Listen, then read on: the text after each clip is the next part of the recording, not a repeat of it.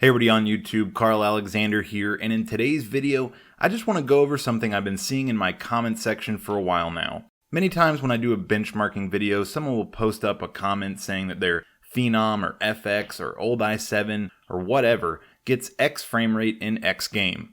Now I understand this is mostly a way of defending their computer's performance in relation to the performance I post, which is fine, but I feel like something is being lost on many of these people. That is the importance of comparative benchmarks.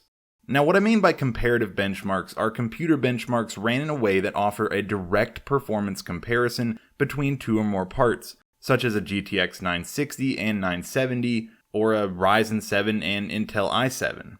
Now the frame rate counter in your game is a great way to easily measure your computer's gaming performance. However, when you delve into comparing your performance to my benchmarks, or Gamer's Nexus benchmarks, or Tom's Hardware's benchmarks, there are some issues.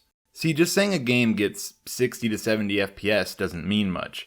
That's a general figure, and is perfectly fine for the most part, but saying that your RX 480 gets 80 FPS in The Witcher means little as far as a comparison to my GTX 1070 getting, let's say, 90 FPS in my posted benchmarks.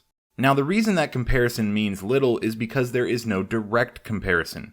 For example, when I do my benchmarks on The Witcher 3, I'm doing a 50-second loop of Novigrad, one of the most intensive areas in the game. I do this because it's repeatable, and I can verify the accuracy of the numbers by doing multiple passes. But for the most part, you'll probably be spending more of your time outside of the city, where frame rates can be significantly higher, because of the lower amounts of NPCs and geometry, making you think your numbers are comparable, when in fact they aren't. Though you look in the corner of your screen and generally see, let's say, 70-80 FPS, that doesn't provide a comparison to any other hardware directly. The point of a benchmarking video is to do the same runs of multiple games on several pieces of hardware to show how performance varies between those parts. So Gamer's Nexus benchmark numbers are going to be very different than Paul Hardware's numbers, and people seem to misunderstand this. Comparing two outlets' numbers directly is kind of useless. Seeing that Paul's Hardware's numbers are 15 FPS more than Gamer's Nexus doesn't mean much, and certainly doesn't mean either benchmarks are inaccurate. They are probably benchmarking in totally different areas in the game, with totally different methodology and totally different hardware. You should be comparing the parts within each review, seeing each of the outlets' conclusions, and making a decision based on that. Most of the time, tech YouTubers' conclusions are pretty similar, but discounting one site's numbers based on another, or even your own, is not sound logic. When looking at different benchmarking sites, just keep in mind that you should be comparing the resulting conclusions, not the actual numbers. Look at what applications, resolutions, and games each are testing to determine if the numbers are relevant to you.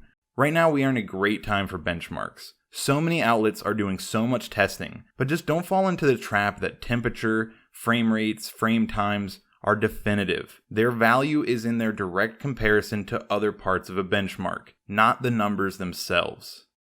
Okay everybody, that was my video for this week. I know it was a short one, but I hope it clears up why directly comparing numbers from site to site isn't a great idea. If you liked this video, make sure to give it a thumbs up, throw a comment down in the comments section, and as always, if you haven't already, subscribe if you want to see more videos like this one in the future. And before I go, I just want to apologize for the lack of videos.